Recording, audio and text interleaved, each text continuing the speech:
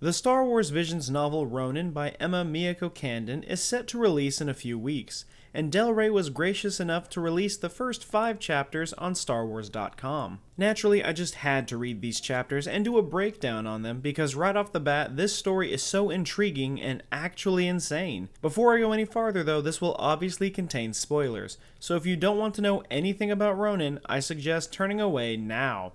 Otherwise, we're diving right in. To those of you who have seen the Duel, the short in which this book is inspired by, the first 2 chapters may seem pretty familiar. The first 2 chapters of this book just play out the events of the actual short, so there really isn't that much to tell. But there are a lot of cool details that have been added. For starters, there's more dialogue between the characters, which I find to be great, but we also get a pretty interesting piece of information about Ronin.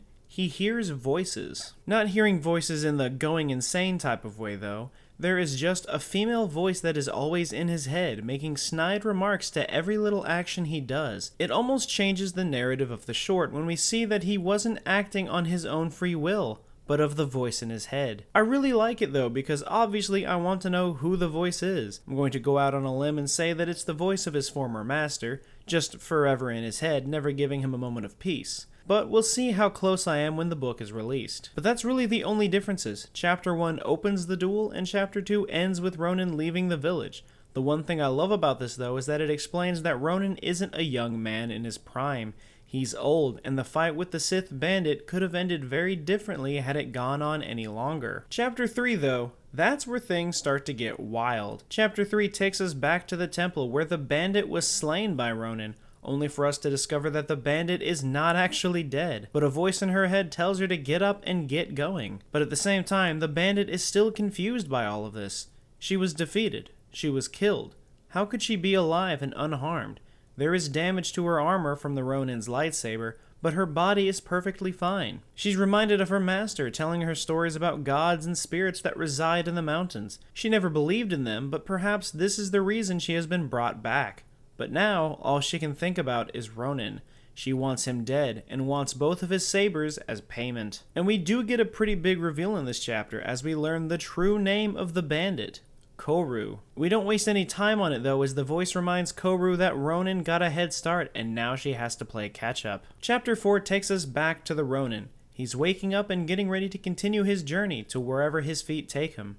Ronin starts to make his way when he comes across the sound of someone practicing the flute, which he seems to actually quite enjoy. The musician asks if he is headed towards the spaceport, to which Ronin replies with, "If that's where this road leads," which in turn burdens Ronin with an unwanted guest that he hopes to not have around for long. The musician begins to poke and prod at questions as Ronin realizes that they are wanting his name. He remains silent as B5 chimes in to say that he goes by Ronin, and out of respect, the musician says that Ronin may refer to them as the Traveler, and they continue on their way. As the Ronin and the Traveler continue their way toward the spaceport, traffic increases to the point where they end up unintentionally joining a caravan of wagons. And this is where, in this chapter, we get some truly great storytelling. This whole section of the chapter is just listening. Ronin doesn't want to make any comments on what he hears, but the conversations held by the surrounding travelers is fascinating, as it helps us to start piece together this new unique view of the Star Wars galaxy. There's talk of ghost stories, political drama, conversations about a bunch of recruitment posters around the spaceport. It's really interesting.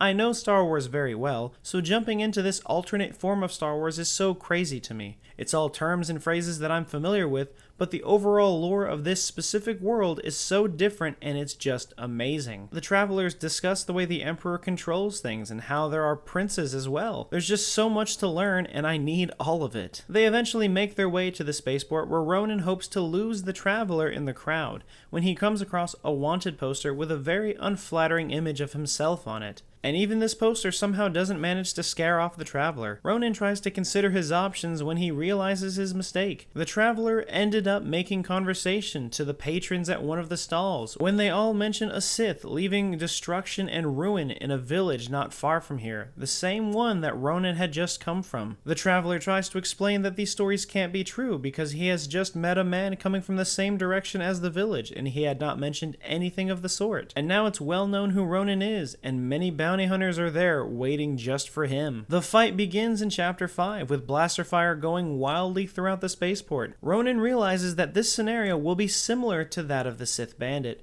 He's still too old and too weak to fight all of them head on, and he attempts to flee and hide somewhere within the spaceport. The voice in his head, however, doesn't like this at all. She believes he's not taking the situation seriously, and if he did, he would have no problem putting down everyone in his path. But he's made a vow with himself that he will not break. He will not fight against anyone who cannot properly defend themselves against a lightsaber. The bounty hunters spread out around the dockyard in an attempt to find him, while speeder bikes drive through the streets, flashing lights in every corner in hopes of finding him. He isn't able to stay hidden for long as he attempts to make his leave when he feels an odd disturbance. He hears the thrum of a lightsaber igniting as he reaches for his belt to find only one lightsaber, the other in the hands of the Sith Bandit, back from the dead. Ronin takes too long to process this as Koru flies towards him in an attempt to cut him down. The rest of the chapter is the fight between the two, as Ronin struggles to realize that this is going to be a tough fight.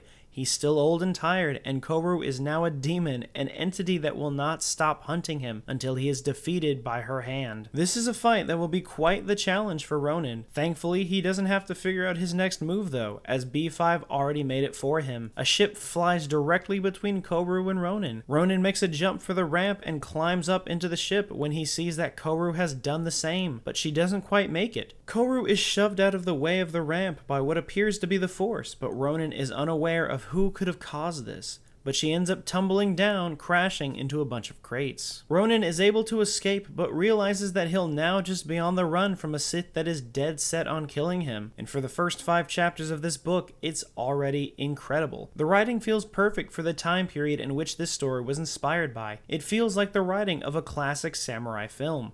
From the traveling to the way the characters are named, I just love all of it. I really hope that we meet more characters in this book that follow the same name styles as the Ronin or the Traveler. I think it's just unique and super cool. Also, the Sith Bandit coming back to life was definitely not what I saw coming, so this book already has my attention and caught me by surprise. I am very much looking forward to this book, and I think it may be one of the best Star Wars books to come out, so I can't wait to get my hands on it. I would love to be lucky enough to end up with an advanced reader's copy so I could do a full review for you guys after the embargo lifts. However, we'll have to see if that's in the will of the Force. But that's all I have to say about the first 5 chapters of Ronin. What did you think? Do you like that we are getting a continuation of the Duel? Do you think we should get more novel adaptations of some of the other Star Wars Vision shorts? And what do you think will happen in the rest of Ronin? Let me know all of your thoughts in the comments below. Be sure to like the video and subscribe if you haven't. And remember, the Force will be with you. Always.